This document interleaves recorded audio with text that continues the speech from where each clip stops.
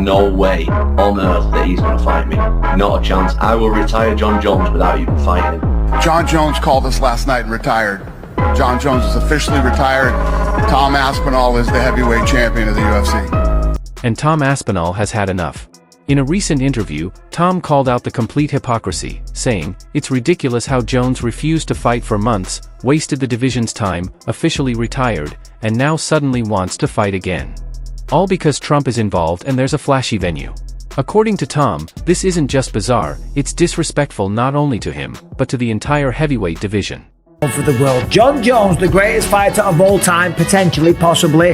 The guy that retired recently, about 2 weeks ago, because he didn't want to fight Tom Aspinall, because he'd been there, done it, he's living his best life, he's got nothing more to prove. He walked away from the sport, essentially undefeated. He has been retired for 2 weeks, maybe less than that. That gets a bit blurry depending on what the timeline is. But according to Twitter, his Twitter, not general hearsay, Jon Jones has unretired. That is correct. He says that he is now back in the testing pool. Check this out. So, of course, the UFC shares this, and this is very nice of the UFC. Jon Bones Jones, the greatest of all time. And he just might be, we'll get to that after. There's others, Anderson Silva, George St. Pierre, Demetrius Mighty Mouse Johnson, Habib Nurmagomedov. The list goes on. Ilia Topuria, right? So he shares that. Okay, great. Of course, why not? I'd share that as well. I'd retweet it. And then this, fighting at the White House. That piqued his curiosity. You might have saw Donald Trump is saying that they're going to do a fight at the White House next year with 25,000 people. And I did a video on that, and I was like, you know what? Maybe that would be the fight for Jon Jones to come out of retirement. And then the very next tweet, there it is, just re-entered the testing pool. And at the time of me doing this, 4th of July, just about to start the barbecue, about to have a few beers, 37 minutes ago. Just re-entered the testing pool. That lasted for about 2 weeks. Figured we'd keep everyone's options open. Now, we'll have a look at the comments on that in just a second. I don't know what to think of this. I don't know if Jon's having a laugh, if he's being silly, if he's just taking the piss, or if he's actually serious. So now he's ready, not when I was calling for it, not when the fans were calling for it, but now that it's at the White House and he wants the cameras. Come on. That was the tone Tom gave off loud and clear. But the fans are split. Some say this is classic Jon Jones, always waiting for the perfect spotlight before stepping back in. Others believe it's just more trolling and that Jones never actually planned to stay retired for long. And here's where it gets even wilder: the UFC might actually be considering it. With Trump's announcement catching fire, Dana White hasn't shut down the idea. In fact, there are rumors of active discussions happening behind the scenes. And if this becomes reality, Tom versus Jones at the White House could go down as either the biggest spectacle or the most historic legacy fight in MMA history. But let's not ignore the real story here. Tom Aspinall's frustration is very real. He's been the interim champion. He's done everything the UFC has asked of him. He's stayed active, stayed respectful, and trained relentlessly. And now that Jones wants to jump back in on his own terms, it feels like Tom has been left holding the bag once again.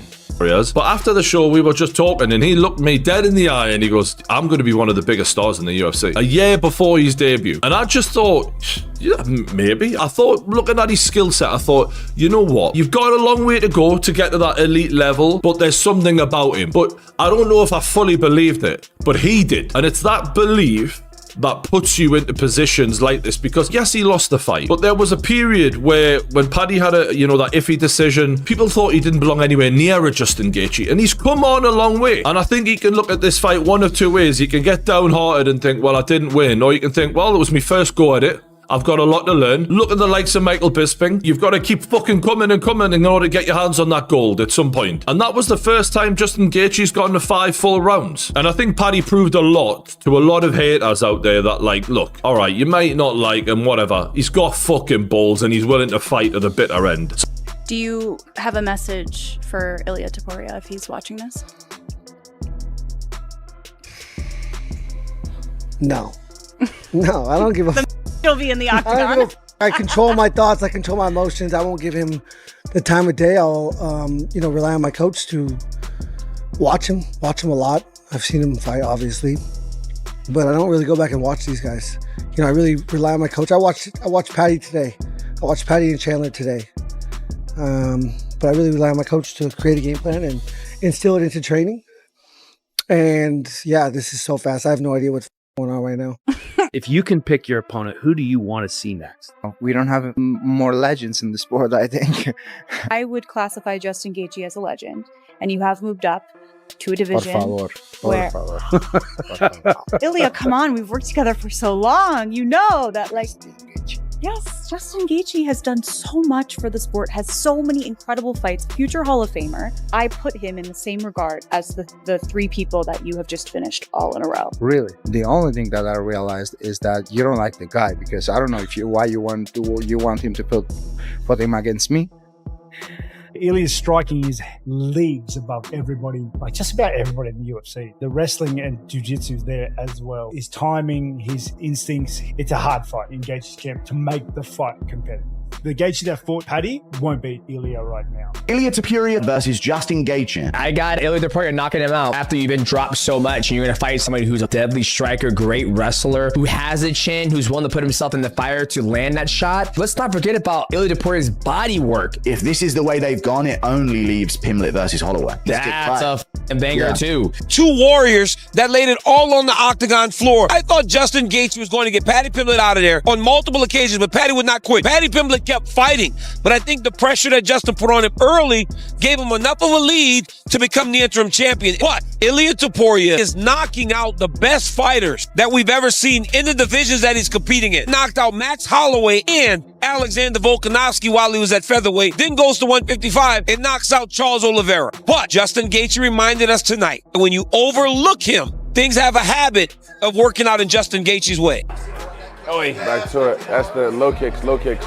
Oh! Oh! What? He ate them! That jumping front kick is actually working for him too. For Paddy. Oh! His legs. I seen his legs. His legs. Nah, his legs did a thing. His legs like splashed a little bit. Oh my God! Oh my God! This guy's a zombie. Yeah. He's actually a zombie. Oh my God. Oh, he's still throwing back. He's still throwing back. Yeah. Oh my God! Oh my God! Oi. Oh! He's being rocked like 50 times in this fight, eh? Well, hey, yeah, let's do it. Okay. Oh, let's go. Oh, not sure. Oh my God! Oh my